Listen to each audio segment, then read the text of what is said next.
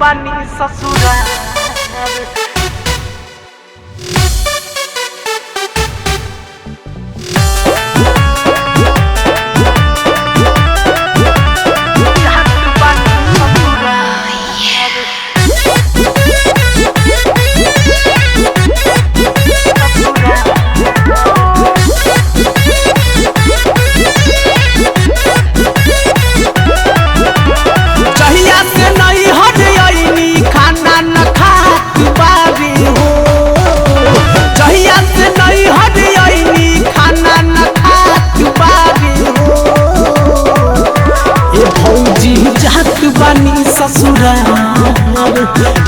ये भौजी जात बानी ससुराल भतारी अरुआत बारे हो।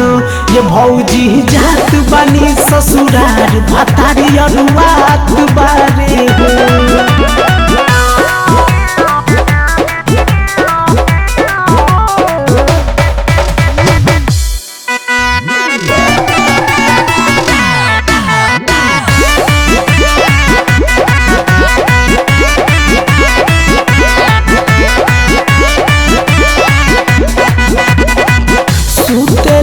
अकेला उनका लागत बाटे पाला हमरा बिना एको पल उनका ना रहला। सुतेले अकेला उनका लागत बाटे पाला हमरा बिना एको पल उनका ना रहला। देखी सपनवा हमरो सजनवा डेरात बारी हो। देखी सपनवा हमरो सजनवा डेरात बारी हो। ये भौजी जात बानी ससुराल ये भौजी जात बानी ससुराल भतारी अरुआत बारे हो। ये भौजी जात बानी ससुराल भतारी अरुआत बारे हो।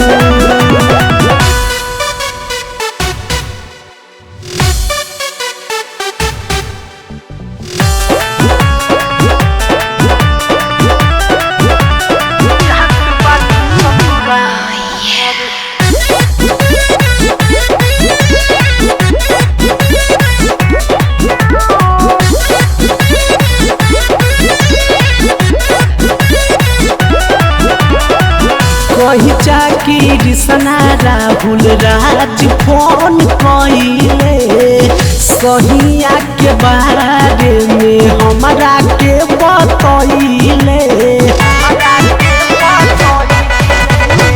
कही चाकी सना राहुल राज फोन कइले सहिया के बारे में हमरा के बतइले।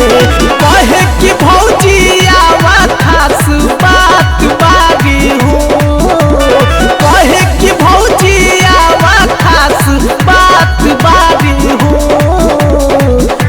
ये भौजी जात बानी ससुराल ये भौजी जात बानी ससुराल भतारी अरुआत बारे हो। ये भौजी जात बानी ससुराल भतारी अरुआत बारे हो। चहिया से नहीं हट आईनी खाना न खात बारे हो। चहिया से नहीं हट आईनी खाना न खात बारे हो। ये भौजी जात बानी ससुराल ये भौजी जात बानी ससुराल भतारी अरुआत बारे हो। ये भौजी जात बानी ससुराल भतारी अरुआत बारे